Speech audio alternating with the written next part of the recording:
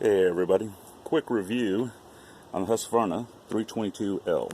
Been in service for about a year now, and I thought I'd give you a quick update on what I thought about it compared to my old 223L, and which they discontinued making, which I desperately miss.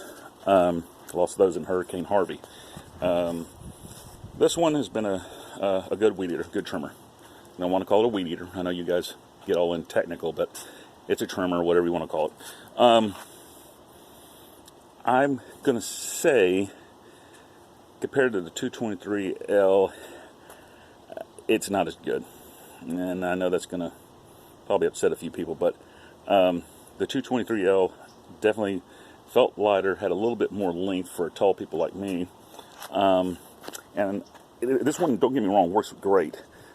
But the head, it seems to, when you're doing real heavy stuff, which these are not designed to do a lot of heavy stuff at one time, but they cut fine.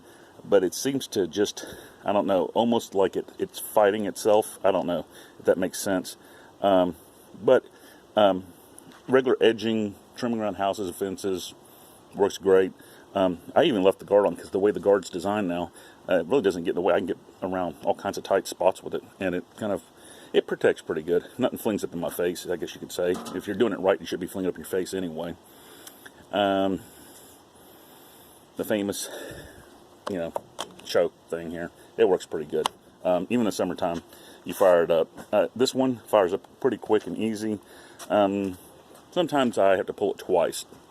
The most I've ever had to pull it was 3 times, and that's when it was real hot one summertime, and I had choked it, and I realized I was low on fuel, so I opened it up, put gas in, and I think it got air, but besides that, no big deal.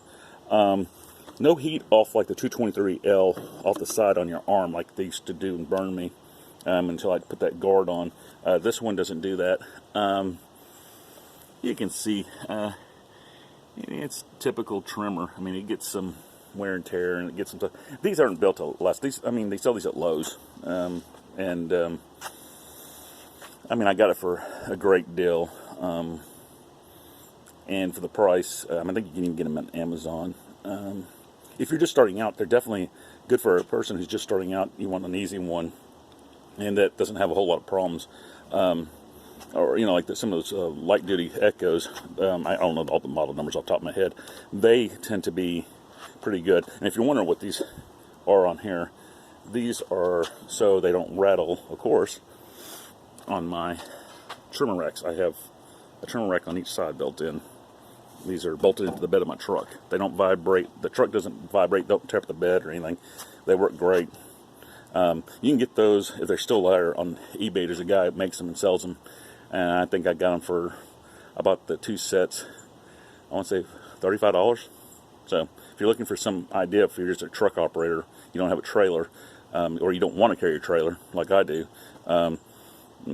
that's a quick solving and gets everything out of the way.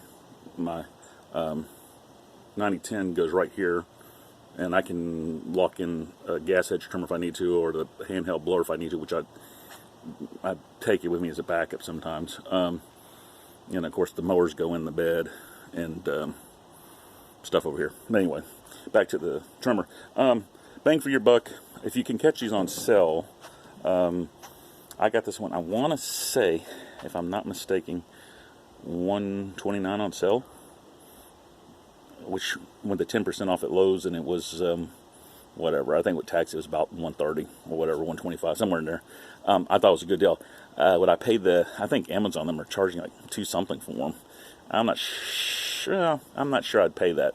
I think I would just go to a commercial dealer, buy a commercial one, put a few extra bucks into it, and get it. Being solo, I wouldn't buy this for people that work for me, put it that way. Yes, they're light, unless they just preferred it, and they know how to operate them and not tear them up. I think they're strong. I haven't had anything break on it. But the trigger handles have been improved compared to the old ones. I noticed that they're not as flimsy, even though they're plastic, of course, like everything is now. They hold together. Oh, there is one thing. This. And I've adjusted everything I can adjust and tighten. There's a little wobble. And I just think it's just, cheap manufacturing at some point. I'm guessing I can't remember. Let's see here. Sorry about the video here. I'm flipping this around. I want to say it is... It doesn't tell. Oh, yeah. No, it just says Husqvarna Sweden, the family. But it doesn't tell you if it's built there or it was put together here or Mexico or China, which makes me wonder. Used to be they would tell you, hey, product of Sweden, assembled in America or built in Sweden. I've got some of the older parts in there where one of them's got the tag. It's a metal tag, and it says built in Sweden, metal tag, and it was shipped here, and it tells you the date and all that on it. Then I had another one that says metal tag, part built in Sweden, all parts built in Sweden, assembled in the United States. So that kind of gives you an idea that they're probably putting these things together in China now, unfortunately. Anyway, good little trimmer though. If you need something for cheap and you can get them on sale like that, grab one.